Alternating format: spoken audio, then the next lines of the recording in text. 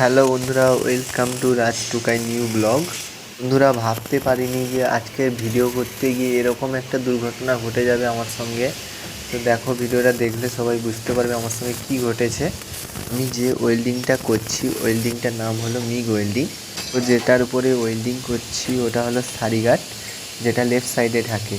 আর বাংলা ভাষায় যাকে বলা হয় বাইকের পাদানি, ওইটাই এখন ওয়েল্ডিং করছি আমি।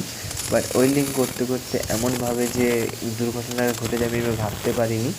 ভিডিওটা করছিল আমার বন্ধু, বাট যে আমার ক্যামেরা ধরে, ওই সবসময় ক্যামেরা ধরে, ওই ভিডিওটা করছিল।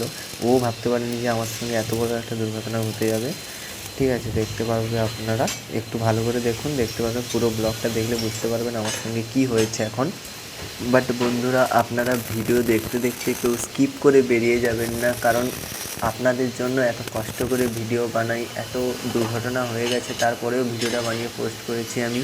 তো আপনারা ভিডিওটা স্কিপ করে কেউ যাবেন না। যদি আমাদের ভিডিও ভালো লাগে তাহলে সবাই একটা লাইক, কমেন্ট, শেয়ার, আপনাদের নিজস্ব মতো একটা কমেন্ট বা লাইক করে যাবেন। আপনারা সাপোর্ট করলে আমরা আগে বেরোতে পারবো। বন্ধুরা, আমি ক্যামেরায় হাই করতে গিয়ে এইদিকে মেশিনটা খুবই গরম হয়ে গেছিলো, ওয়েল্ডিং মেশিনটা। যার জন্য আমি ওটা এতটাও খেয়াল করিনি যে মেশিনটা এত গরম হয়ে গেছে। বাট ওটাকে একটু ঠান্ডা করার জন্য মেশিনটা বন্ধ করতে আমি এতটাও গুরুত্ব দিইনি। আর ওইদিকে সবাইকে দেখাচ্ছিলাম একটু, আর এদিকে সবাই কাজ করছিল। আর ওইদিকে আমি যে ওয়েল্ডিং মেশিনটা দিয়ে ওয়েল্ডিং করছিলাম, ওই মেশিনটা ইলেকট্রিক শকের জন্য ডাইরেক্ট হয়ে গেছিলো, তাই আমি বুঝতে পারিনি। দেখতে পাচ্ছেন বন্ধু আমার হাতের অবস্থা কী হয়েছে।